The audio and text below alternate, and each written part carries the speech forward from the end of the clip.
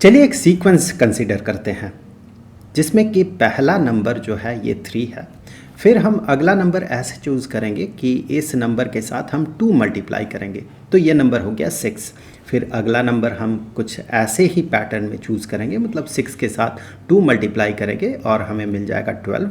फिर अगला number obviously 12 into 2 is 24। फिर अगला नंबर हो जाएगा 24 इंटू 2 48। इस तरह से ये सीक्वेंस चलता जाएगा। तो यहाँ पर जैसा कि हमने देखा कि इस जगह पे 3 से 6 जाते हुए हम 2 मल्टीप्लाई कर रहे हैं। सिमिलरली सेम पैटर्न से 6 से अगला नंबर जब पहुंच रहे हैं, अगला टर्म जब पहुंच रहा है 2 मल्टीप्लाई कर रहे हैं। हर एक बार हम वही कर रहे हैं कि हम 2 मल्टीप्लाई कर रहे हैं। यहाँ पर एक कॉमन नंबर जो है उस कॉमन नंबर को हम मल्टीप्लाई करते हुए अगला नंबर जनरेट कर रहे हैं। यहाँ पर इस नंबर को, ये जो कॉमन नंबर होता है, इस नंबर को कॉमन रेशियो या कांस्टेंट रेशियो कहा जाता है। इसे कॉमन रेशियो कहा जाता है और इसे जनरली R से डिनोट किया जाता है।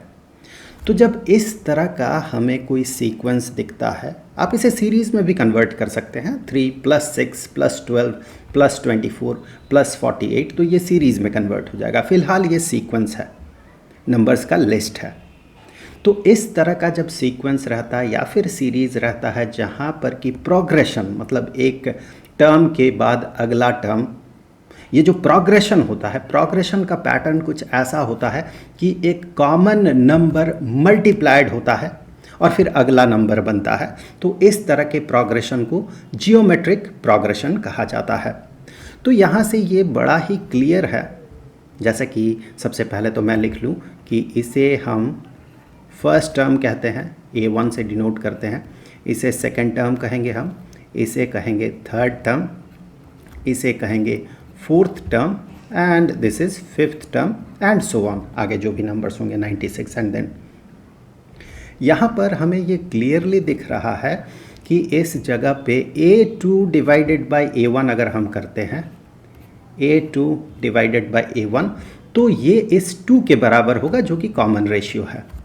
और अगर हम A3 डिवाइडेड बाय A2 करते हैं तो ये भी उस कॉमन रेशियो के बराबर ही होगा। Similarly A4 divided by A3 करने से भी वही होगा। मतलब जनरल सेंस में अगर कहें तो हम कहेंगे कि A सब n, ये nth टर्म है, डिवाइडेड बाय उसके पहले वाला टर्म, मतलब A-1 वाला टर्म, ये रेशियो भी उसी के बराबर होगा।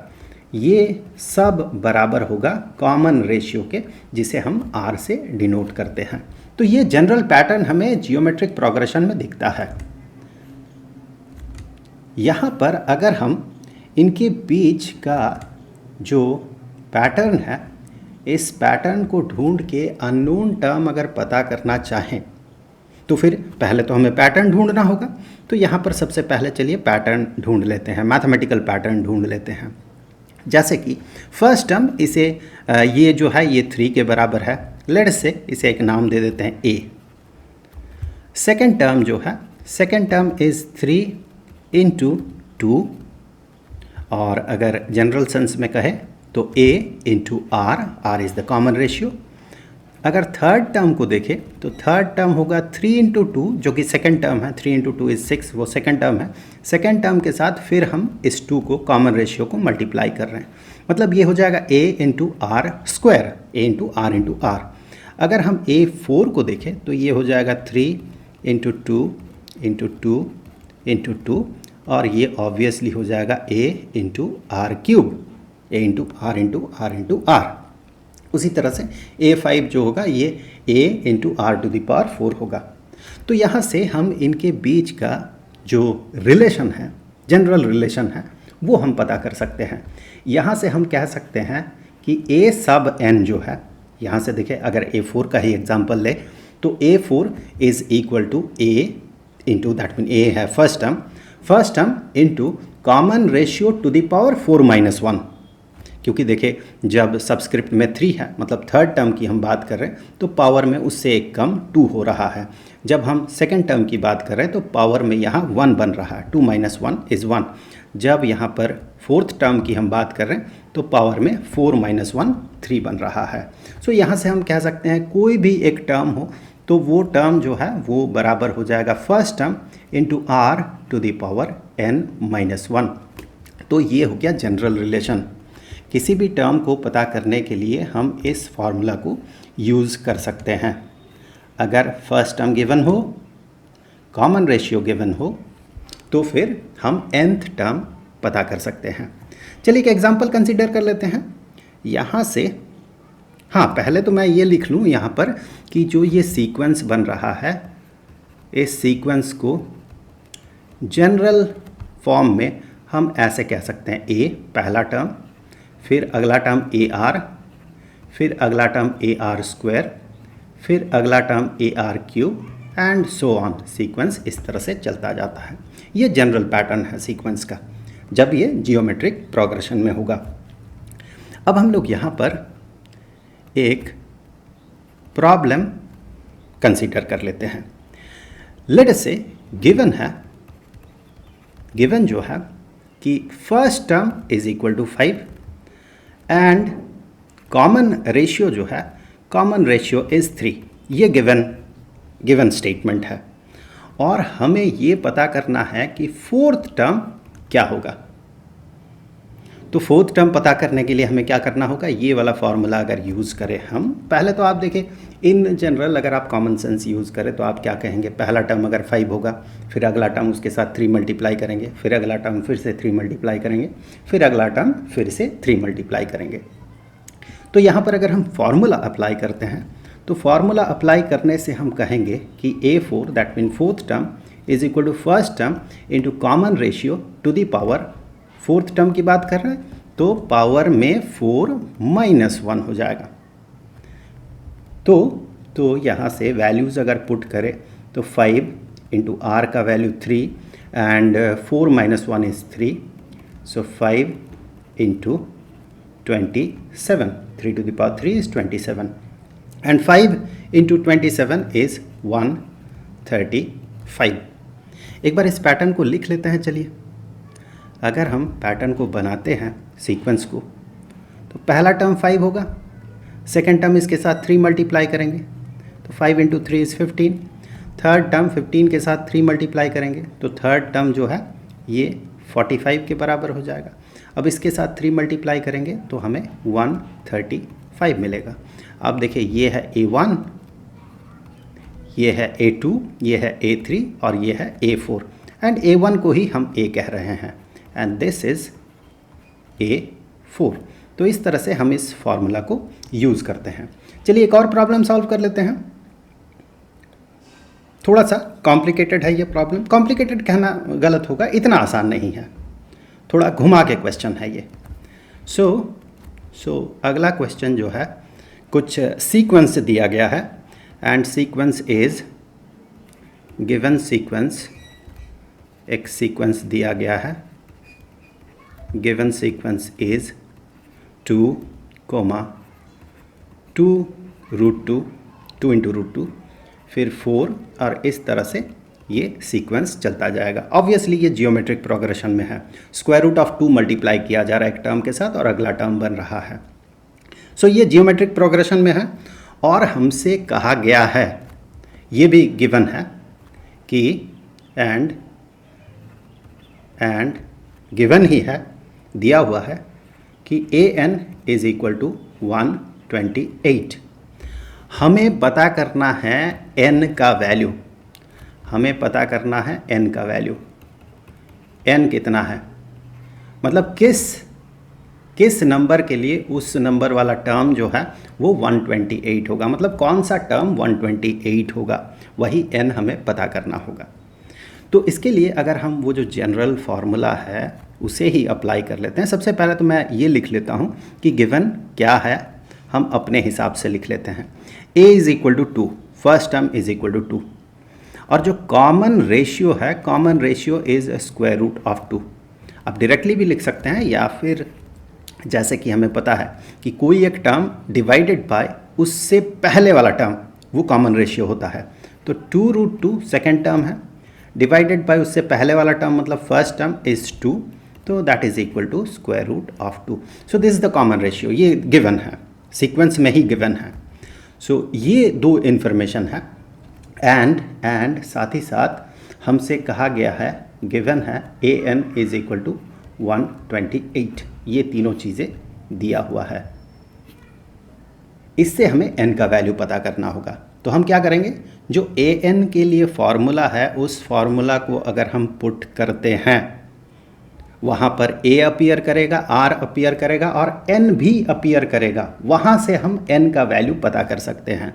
सो an के लिए जो फॉर्मूला होगा, a सब n मतलब nth टर्म के लिए जो फॉर्मूला होगा वो फॉर्मूला है a into R to the power n minus 1। तो फिर ये जो an गिवन है वो तो 128 है। So this is 128 and 128 is equal to a का वैल्यू देखिए क्या है, a का वैल्यू है 2। सो 2 इंटू r जो है स्क्वायर रूट ऑफ 2 है, स्क्वायर रूट ऑफ 2। और ये जो n है, n इज n ही का वैल्यू हमें पता करना है, तो n माइनस 1। और यहाँ से देखिए 2 को इस साइड में ले जाएंगे। सो 128 डिवाइडेड बाई 2 इज 64। तो दोनों साइड को 2 से हम डिवाइड कर रहे हैं, ये 2 तो चला जाएगा। So that is equal to square root of 2 to the power n minus 1। अब ये जो स्क्वायर रूट ऑफ 2 है, square root of 2 is equal to 2 to the power half. अब square root of 2 to the power n minus 1 is equal to square root of 2 को लिख सकते हैं 2 to the power half, 2 to the power half to the power, ये 2 to the power half तो square root of 2 है, to the power n minus 1। और ऐसे cases में हमें पता है कि ये पावर और ये पावर जो है मल्टीप्लाइड हो जाता है। So that is equal to 2 to the power n minus 1 divided by 2। ये पूरा पावर है 2 to the power this thing n minus 1 divided by 2। So इसी चीज़ को हम ऐसे लिख सकते हैं 2 to the power n minus 1 divided by 2। अब देखिए 64 को 2 के पावर में रिप्रेजेंट किया जा सकता है। 64 is equal to 2 to the power 6 and 2 to the power 6 अगर 2 to the power n minus 1 divided by 2 के बराबर हुआ, दैट इंडिकेट्स, ये हमें बताता है कि n minus 1 divided by 2 is equal to 6। Hence n minus 1 is equal to 6 into 2, दोनों साइड को 2 से मल्टीप्लाई कर रहे हैं। So 6 into 2 is 12। Hence n जो है, n is equal to 12 plus 1 that is equal to 13। So 13th term जो है ये 128 के बराबर होगा।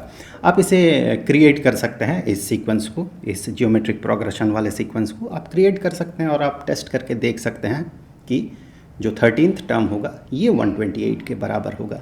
अब स्क्वायर रूट ऑफ 2 मल्टीप्लाई करते जाएं, जैसे इससे अगला वाला टर्म जो है वो हो जाएगा 4 इंटू रूट 2, फिर अगला टर्म जो हो जाएगा रूट 2 मल्टीप्लाई करने से रूट 2 इंटू रूट 2 हो जाएगा, 4 इंटू 2 इज़ 8, अगला टर्म 8 हो जाएगा, फिर अगला टर्म 8 रूट 2, फिर अगला टर्म 16, फिर अगला term 16 root 2 and so on. आप इस तरह से टेस्ट करेंगे तो आपको मिलेगा 13th टर्म जो है ये बराबर होगा 128 के।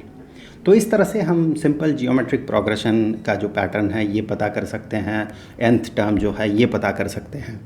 अब हमें क्या करना होगा, अब हमें यहाँ से सम टर्म्स का सम पता करना होगा। इसके लिए हमें एक मैथमेटिकल ट्रिक यूज़ करना पड़ता है। तो अब हम पता करेंगे sum of n terms in geometric progression. So sum of n terms in geometric progression.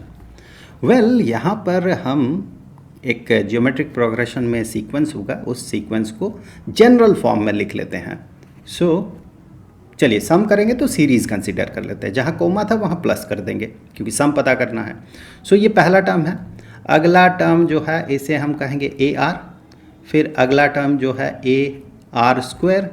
इस तरह से पढ़ते हुए हमें nth टर्म पता करना है एंड nth टर्म जो है, nth टर्म ऑब्वियसली किसके बराबर हो जाएगा, nth term will be equal to A into R to the power n minus 1 के बराबर हो जाएगा। सो ये nth टर्म है। सो n टर्म्स, पहला टर्म, दूसरा, तीसरा, इस तरह से nth टर्म तक हम जोड़ेंगे और हमें उस सम का वैल्यू कितना होगा, उसके लिए फॉर्मूला क्या होगा, ये हम पता करेंगे। इसके लिए जो ट्रिक हम यूज़ करेंगे वो कुछ ऐसा होगा कि हम मान लेते हैं कि s समेशन जो है, summation is called s। So s is equal to a plus A R square, इस तरह से कहाँ तक, a r to the power n minus 1, ये nth टर्म है। हम क्या करते हैं, इस पूरे के पूरा जो सीरीज़ है इसे हम r से मल्टीप्लाई कर देते हैं। r से मल्टीप्लाई कर दिया, r से मल्टीप्लाई करने से क्या होगा, देखिए अगर हम a प्लस बी को r से मल्टीप्लाई करते हैं तो क्या होता है, ये हो जाता R A plus R B. अगर a plus B plus C होता तो ये b होगा, सॉरी, अगर ये a plus B plus C होता ब्रैकेट के अंदर तो r से मल्टीप्लाई करने से जो एक्सपेंडेड फॉर्म होता वो होता r into A plus r into B plus r into C. उसी तरह से इस पूरा का पूरा सीरीज़ को अगर हम r से मल्टीप्लाई कर देंगे तो इसके साथ इसे r से मल्टीप्लाई करना होगा। सो ये r से मल्टीप्लाई करने से ar हो गया, फिर ये टर्म r से मल्टीप्लाइड होगा तो ये ar स्क्वायर्ड हो गया, फिर ये टर्म r से मल्टीप्लाइड होगा तो ar क्यूब हो गया। इस तरह से आगे बढ़ते हुए ये टर्म जब r से मल्टीप्लाइड होगा तो ये हो जाएगा ar to the power n, क्योंकि इसके साथ इसे r से मल्टीप्लाई कर देंगे, ar to the power n minus 1, इसे r से मल्टीप्लाई कर देंगे तो a इंटू r का ये दो टर्म दोनों में r है, इसका पावर 1 है, तो दोनों को मल्टीप्लाई कर देने से ये जो पावर्स है ये पावर्स जुड़ जाता है। सो ये हो जाएगा a into R to the power n। So ये तो a into R to the power n है जब हम इसे r से मल्टीप्लाई करेंगे, लेकिन इससे पहले भी तो एक टर्म था, उसे जब हम r से मल्टीप्लाई कर रहे थे तो वो बन जाता a to the power r, a into R to the power n minus 1, क्योंकि इससे ये r टाइम्स छोटा होगा। यहाँ से देखिए इससे ये r टाइम्स छोटा है, इससे ये r टाइम्स छोटा है। सो अब इन दोनों को जब हम जोड़ रहे हैं, माफ़ कीजिएगा जोड़ेंगे नहीं, हम सब्ट्रैक्ट करेंगे। सो यहाँ पर मैं इसे थोड़ा इस तरह से लिख दूँ, this is r into s। हम क्या करेंगे, इस r s से इसे सब्ट्रैक्ट करेंगे, तो इसे जब हम सब्ट्रैक्ट कर ही रहे हैं तो इसे नीचे लिख लेते हैं, इसे ले जाते हैं नीचे, सब्ट्रैक्ट करेंगे हम। सो इसे करेंगे सब्ट्रैक्ट, हमें क्या मिलेगा देखते हैं। सो हम करने वाले हैं rs माइनस s, इससे इसको सब्ट्रैक्ट कर देंगे, घटा देंगे। सो सब्ट्रैक्ट करने से यहाँ पर जो साइन है, साइन जो है ये अपोजिट हो जाएगा, ये माइनस हो जाएगा, ये माइनस हो जाएगा, ऑब्वियसली ये भी माइनस हो जाएगा, और ये सब्ट्रैक्ट कर रहे हैं हम, और इसी तरह से ये भी माइनस हो जाएगा, ये भी माइनस हो जाएगा। और फिर जब हम इसे गौर से देखते हैं तो हम ये पाएंगे एक से दूसरे को सब्ट्रैक्ट करने से ये सारे टर्म्स जो है ये यहाँ से कैंसिल हो जाएगा, और यहाँ पर बचा हुआ रहेगा ये टर्म और ये वाला टर्म बचा हुआ रहेगा, ये दोनों टर्म्स जो है ये बचा हुआ रह जाएगा। So a into R to the power n minus a, and that is equal to, a को कॉमन अगर लेते हैं so r to the power n minus 1, और यहाँ से अगर आप देखें तो s को अगर हम कॉमन लेते हैं तो ये हो जाएगा r minus 1। So that is equal to this thing, a into R to the power n minus 1। So s का जो वैल्यू है वो हमें मिल गया, s इज़ द समेशन। यहाँ पर बेहतर होता अगर इसे sn कहा जाता है, चलिए उसे आगे लिख लेंगे। So s is equal to a into R to the power n minus 1 divided by r minus 1। So ये हमें मिल गया एक जनरल सा फॉर्मूला, ये हमें जनरल फार्मूला मिल गया for sum of n terms. इसे ऐसे रिप्रेजेंट किया जाता है जैसे कि S5 अगर कहा जाए, इसका मतलब 5 टर्म्स को जोड़ना है, A1, A2, A3, A4, A5, इनको जोड़ना है जहाँ पर n का वैल्यू 5 होगा। सो ये हमें जो मिला है जनरल फार्मूला मिला है। इस जनरल फार्मूला को यूज़ करते हुए हम आसानी से एक सीरीज़ का वैल्यू पता कर सकते हैं, मतलब सीक्वेंस का सम पता कर सकते हैं जीपी में। तो एक एग्जांपल ले लेते हैं। चलिए एक एग्जांपल कंसीडर करते हैं। फॉर एग्जांपल हम एक सिंपल पैटर्न कंसीडर कर लेते हैं। 5, फिर 10, फिर 20, फिर 40 एंड सो ऑन। यहाँ पर हमें पता करना है, लेट्स से हमें यहाँ पर पता करना है कि A5 का वैल्यू कितना होगा।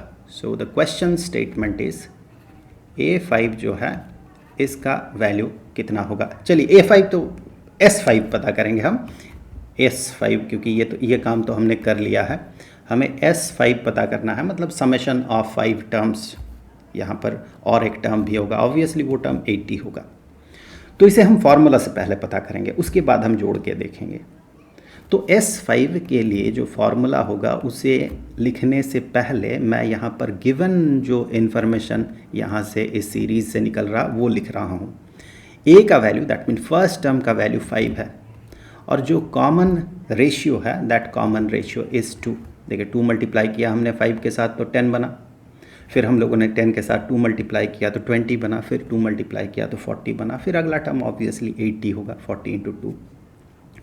और यहाँ पर n का वैल्यू Sn पता करना है, S5, सो n का वैल्यू जो है ये 5 है। तो फिर S5 जो है ये ऑब्वियसली हो जाएगा, फार्मूला देख ले आप, A × R⁵ n का वैल्यू 5 है, -1 divided bye R-1। Values put कर लेते हैं। A के जगह पे 5, R के जगह पे 2 ⁵ -1 डिवाइडेड बाय R का value 2 - 1। So 5 × 2⁵ is 32, 32 - 1 is 31 divided by 2 - 1 is 1। सो 5 × 31 ये हो जाएगा 155। तो समेशन ऑफ 5 टर्म्स इस केस में हमें मिल रहा है, इस जियोमेट्रिक प्रोग्रेशन के लिए हमें मिल रहा है 155। एक बार जोड़ के देख लेते हैं। अगर हम 5 टर्म्स का समेशन कहा गया है, इसका मतलब अगला टर्म लिख ही लेते हैं हम यहाँ पर। अगला टर्म है 80 एंड आप गौर से देखें, this is the 5th term, this is the 5th term, this is A5। ये A1 है which is obviously A, A2, A3, A4 and A5। सो यहाँ तक हमें जोड़ना है, यहाँ से लेके यहाँ तक हमें जोड़ना है। सो आप जोड़ के देख ले, 80 and 40 120 plus 20 is 140 plus 10 is 150 plus 5 is 155। सो इस तरह से हम फार्मूला को यहाँ पर यूज़ कर सकते हैं। एक और प्रॉब्लम कंसीडर कर लेते हैं, थोड़ा सा कॉम्प्लिकेटेड, इससे सिचुएशन थोड़ा बदल लेते हैं, हमें कुछ और फार्मूला भी ताकि यूज़ करना पड़े। एक जीपी दिया हुआ है, एक जीपी है, गिवन जीपी। कैसा जीपी है कि यहाँ पर कहा गया A जो है, A is 128 and fifth term that mean first term is 128 and fifth term that mean इसे हम ऐसे भी कह सकते हैं A5, A sub 5। Fifth term is equal to 8। देखिए घटते जा रहा है इस बार, मतलब जो कॉमन रेशियो है वो ये 1 से छोटा है, इसीलिए उसे जब हम मल्टीप्लाई कर रहे हैं तो नंबर घटते जा रहा है। 128 से नंबर घटा, फिर घटा, इस तरह से घटते घटते फिफ्थ टर्म जो है 128 से कम है। ऐसा भी पॉसिबल हो सकता है अगर R का वैल्यू 1 से छोटा हो, तो वही सिचुएशन है यहाँ पर। So fifth term is equal to 8। हमें ये पता करना है कि S5 जो है, लेट्स से S6 जो है ये किसके बराबर होगा, ये हमें पता करना है। तो फिर हम क्या करेंगे, यहाँ पर हमें इस स्टेटमेंट से ये तो पता चल रहा है कि A का वैल्यू 128 है, यहाँ पर n का वैल्यू 6 है। जब हम Sn पता करेंगे, समेशन पता करेंगे, तो n का वैल्यू 6 हो जाएगा, वो भी गिवन है, वो भी क्वेश्चन स्टेटमेंट में दिया हुआ है कि n का वैल्यू 6। हमें यहाँ पर r का वैल्यू जो है, ये r का वैल्यू हमें नहीं मिल रहा है। सो r का वैल्यू हमें यहाँ से पता करना होगा। इन दोनों स्टेटमेंट से हम पता कर सकते हैं ऑब्वियसली। r का वैल्यू नहीं पता है हमें। सो फर्स्ट स्टेप में हम r का वैल्यू पता करेंगे। सो स्टेप 1 जो होगा, स्टेप 1 में हम r का वैल्यू पता करेंगे। फाइंड r कैसे पता करेंगे, इन दो स्टेटमेंट से पता करेंगे। अगर फर्स्ट टर्म और फिफ्थ टर्म दिया हुआ रहे और यहाँ पर हम कॉमन रेशियो जो है ये हम पता कर सकते हैं। जैसे कि जो फिफ्थ टर्म है, फिफ्थ टर्म के लिए जो फार्मूला बनेगा वो फार्मूला कैसा बनेगा, फिफ्थ टर्म के लिए फार्मूला होगा first term into common ratio to the power 5 - 1 is 4। और देखिए A5 का वैल्यू 8 गिवन है। अगर उन वैल्यूज़ को हम पुट करें, A5 का value 8 is equal to A का वैल्यू जो है 128 और यहाँ पर R is unknown, R to the power 4। हमें R का ही वैल्यू पता करना होगा। Hence R to the power 4 is equal to 8 divided by 128। सो यहाँ पर देखिए ये हो जाएगा 16। 8 into 16 is equal to 128। So 1 divided by 16, I am sorry, सो ये हो जाएगा 1 डिवाइडेड बाई 16। सो हम कह सकते हैं कि r to the power 4 is equal to half to the power 4, क्योंकि 2 to the power 4 is 16, so half to the power 4। That mean r is equal to half. So r का value हमने यहाँ से पता कर लिया है। देखिए ये क्लियरली 1 से छोटा है, चूँकि ये 1 से छोटा है इसीलिए नंबर जो है अगला नंबर छोटा बन रहा है। 128 से अगला नंबर जो है हाफ मल्टीप्लाई करेंगे, दैट मीन 2 डिवाइड करेंगे तो 64 होगा, फिर हम हाफ मल्टीप्लाई करेंगे तो 32 होगा एंड सो ऑन। तो फिर यहाँ से अब हमें क्या करना होगा, अब हम यहाँ से पता करेंगे S6। सो S6 यहाँ से हम पता करेंगे, मतलब summation of 6 terms. So S6, चलिए नीचे ही लिख देता हूँ। S6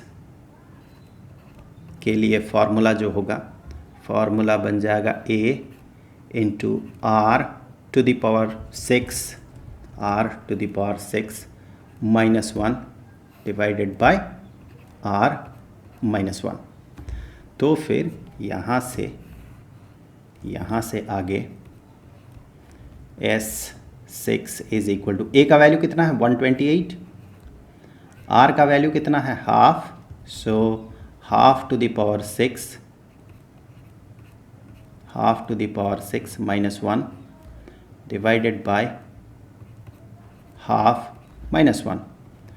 दैट मीन ये हो जाएगा 128 into 2 to the power 6 is 64. So 1 divided by 64. So 1 divided by 64 minus 1. So that is equal to 63 divided by 64. एक ही बार में लिख लेते हैं 63 minus 63, negative 63 divided by 64. और ये जो है ये डिनोमिनेटर बन जाएगा नेगेटिव हाफ। सो डिनोमिनेटर हो गया negative half. So negative half denominator को न्यूमरेटर में भेज देते हैं तो ये मल्टीप्लाइड हो जाएगा नेगेटिव 2 के साथ। अब 64 जो है 64 into 2 is 128। So 64 into 2 is 128 and ये नेगेटिव साइन और नेगेटिव साइन कैंसिल हो जाएगा। तो फिर ये जो है ये बराबर हो जाएगा, यहाँ पर इक्वल टू साइन देना चाहिए था मुझे।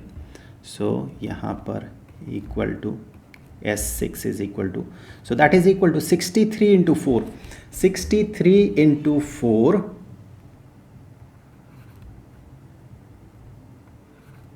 252. सो अगर हम जोड़ के देखते हैं इन टर्म्स को 252, अगर इन टर्म्स को हम जोड़ के देखते हैं, सबसे पहले तो मैं ये जो सीक्वेंस बनेगा इस सीक्वेंस को एक बार लिख लेता हूँ। सो 252 इसका आंसर आना चाहिए। अगर मैं इस सीरीज़ को, सीक्वेंस नहीं सीरीज़ को अगर मैं यहाँ पर लिख लेता हूँ, सो 128, फिर अगला टर्म जो होगा ये होगा 64, फिर अगला टर्म जो होगा ये होगा 32, फिर अगला टर्म जो होगा ये होगा 16, और फिर अगला टर्म जो होगा ये होगा 8, और फिर अगला टर्म और एक टर्म जोड़ना है तो 4। आप यहाँ पर जोड़ के देख लें। 128 plus 64 is equal to 192, 192 plus 32 is equal to 224, 224 के साथ 20 हमने जोड़ दिया, 16 प्लस 4, 224, 224, दैट मीन 244 बन गया। 244 के साथ फिर हमने 8 जोड़ दिया तो ये 252 बन गया, 252। सो इस तरह से हम समेशन का ये वाला फार्मूला हम यूज़ कर सकते हैं। अब देखिए यहाँ से हमें मीन के बारे में पता करना होगा, जियोमेट्रिक प्रोग्रेशन में जो मीन होगा उसके बारे में, और साथ ही साथ एरिथमेटिक प्रोग्रेशन का मीन क्या होता है ये भी हम देखेंगे। जीपी और एपी में मीन क्या होता है और उन दोनों के बीच का रिलेशन किस तरह का बनता है वो हम अब अगले वीडियो में देखने वाले हैं। इस पूरे चैप्टर का जो प्लेलिस्ट है, अगर आप प्लेलिस्ट को खोलेंगे तो आपको पूरे चैप्टर का सारे वीडियोज़ जो है, सारे टॉपिक्स के वीडियोज़ मिल जाएंगे। तो प्लेलिस्ट का लिंक आपको नीचे डिस्क्रिप्शन बॉक्स में मिल जाएगा। तो जल्द मिलते हैं अगले वीडियो में, तब तक के लिए खुश रहें। Good bye.